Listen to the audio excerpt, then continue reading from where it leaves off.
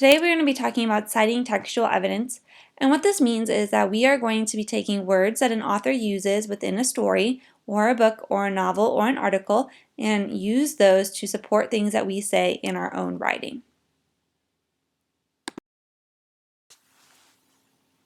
Textual evidence is another way of saying evidence from the text. So basically what we are doing is we are looking for things that the author has said in a text that is going to support our own thoughts and ideas in our writing. And what we do when we are getting textual evidence is that we are taking words exactly off the page as the author has written them, and we are going to put them in quotation marks. And when I talk about getting quotes from a text, I'm not talking about dialogue.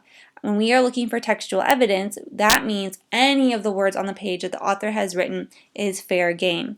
So we can use anything that an author has said, either in a book, a story, a poem, or article, as textual evidence to support our own thoughts in our writing. We are going to be using this idea of textual evidence all year long. And we're first going to be applying this idea of textual evidence to our first quarter reading project.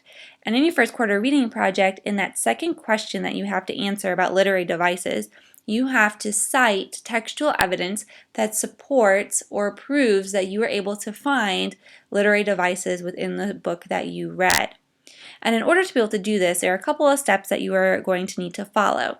And on this slide, I have highlighted for you those 5 steps that you need to do in order to be able to cite textual evidence. And I have also color-coded it for you so that you can see all of the different steps in the examples listed on the slide as well. So when we are citing textual evidence, the first thing that you need to do is to find the author's words that you would like to use within your own writing.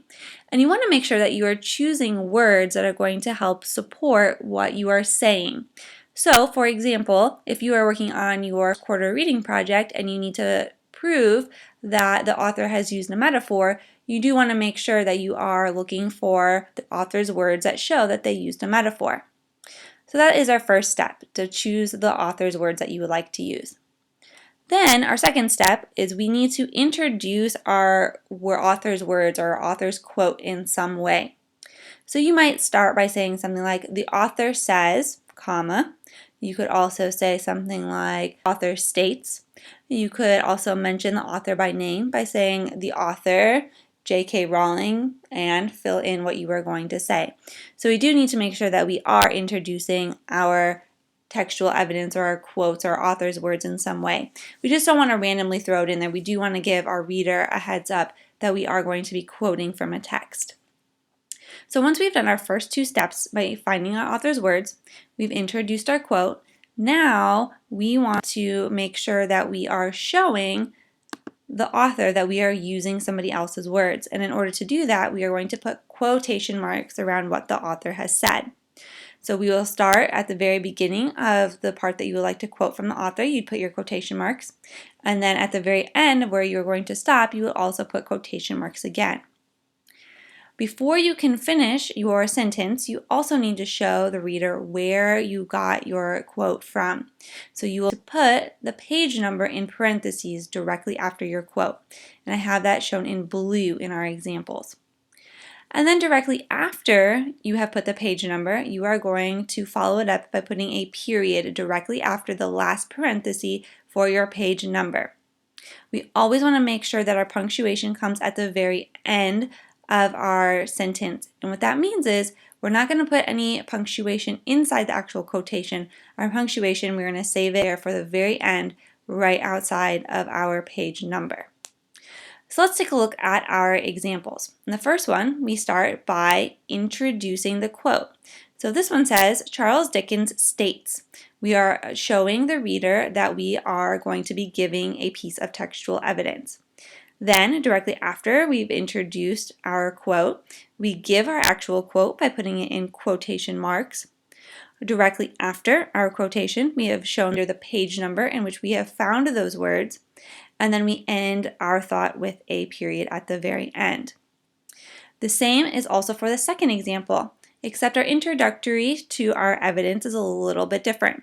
Here we say, the author, J.K. Rowling, uses a simile when she says, and then we go into our quotation marks by putting quotation marks around the idea of Harry's legs were like lead again. That is our simile. Afterward, we put our page number in parentheses, followed by a period.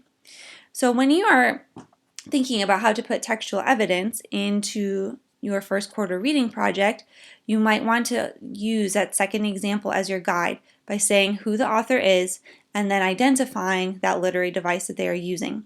Once you have introduced your quote in some way, go ahead and quote the author, again by putting it in quotation marks, followed by the page number and a period. Alright, so on the side we have an example paragraph, and I actually pulled this example paragraph from this sample that you will find on Canvas for how to structure your 3 paragraphs for your quarter reading project. And I just wanted to show you this again, and I have color-coded our various steps that we need to take in order to be able to cite textual evidence. So you can see that this paragraph uses textual evidence twice. The first time it is used is to show that in the author using a metaphor. So again, we first start by introducing our evidence. So here we have an example of a metaphor used is when the author says. We've introduced our evidence there. Next, as shown in green, we are providing our direct quote from the text in quotation marks. Afterward, in blue, we have our page number, and then followed by our period at the very end in pink. The second time that we have textual evidence used in this paragraph is when we are talking about a hyperbole that was used in this book. So again, we have first in red, we introduce that we are giving a piece of textual evidence or a quotation by saying another example of a literary device is when the author says. Then we give our quote or show our hyperbole by saying, I ate 1,000 pieces of cake today. That was our quotation directly from the text. Afterward, in parentheses, we give our page number, which is shown in blue, and then again in pink, we have our period at the very end. Please use this example when you are setting up your paragraphs for your quarter reading project, and this will show you exactly how your text evidence should be incorporated in your paragraph. So as I said earlier, we're going to be using textual evidence quite a bit throughout the year, and we're going to be using it a lot in our writing. And one thing that is really important about textual evidence is that you need to make sure that the quotes that you're selecting from the author make sense. They should support or highlight or help to prove what you are saying in your writing. For example, if we go back to this idea for our quarter reading project, if we are telling our audience that the author is using a metaphor, we need to make sure that we have textual evidence that actually proves that the author is using a metaphor. You wouldn't want to find any random words on the page that don't show a metaphor. That wouldn't help to prove your point. Textual evidence is all about proof.